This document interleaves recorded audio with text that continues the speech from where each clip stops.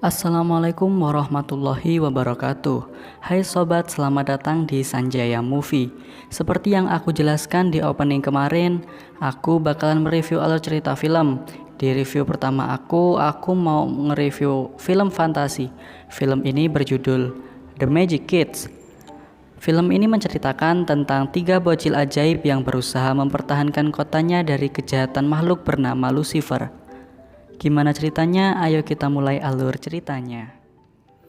Jadi dulu, dunia ini dikuasai oleh berbagai makhluk jahat, vampir, manusia, serigala, penyihir, dan raksasa. Namun pada suatu waktu, mereka memilih untuk bertobat dan hidup berdampingan dengan manusia. Sebagian dari mereka juga ada yang hidup di tempat rahasia yang dirahasiakan keberadaannya. Lalu film berfokus pada sebuah mobil yang sedang belusukan ke dalam hutan. Di dalam mobil itu ada seorang vampir bernama Vlad dan ayahnya bernama Barnabas.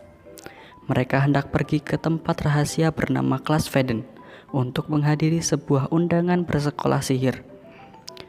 Awalnya Barnabas memakai GPS sebagai petunjuk arah. Namun kemudian karena hutan yang mereka lewati adalah hutan magis, GPS itu tak lagi berfungsi. Di tengah-tengah hutan mereka bertemu dengan kakek-kakek penjaga pembatasan. Kakek-kakek itu lalu membacakan ramalan-ramalan aneh. Setelah itu sampailah mereka di negeri Kelas Veden.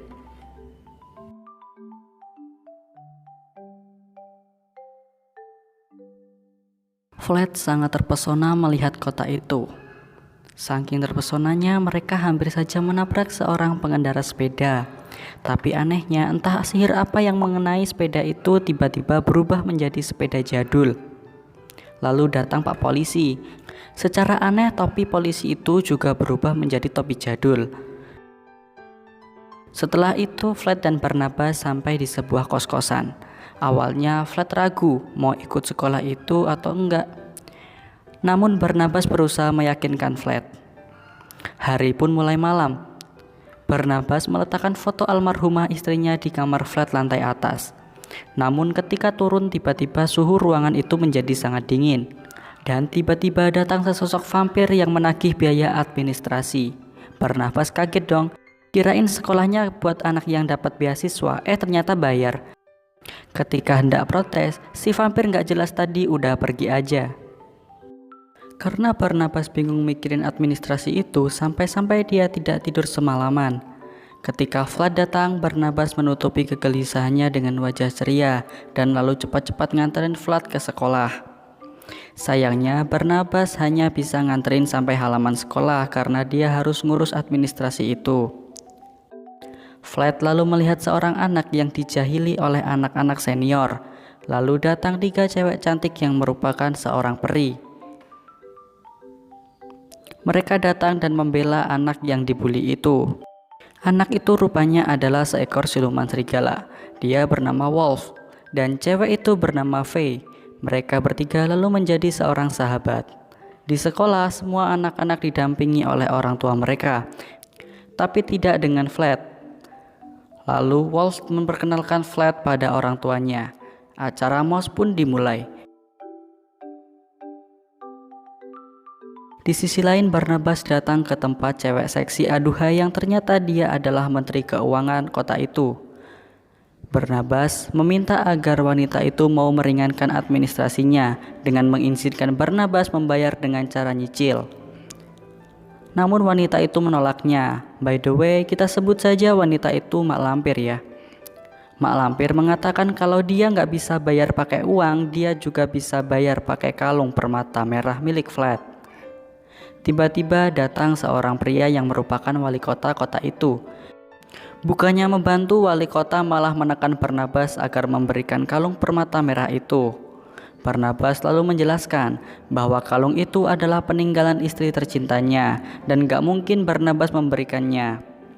Wali kota bilang, ya udah kalau gitu aku akan carikan cara lain. Wali kota juga memperingatkan Barnabas agar datang di acara menonton gerhana bersama.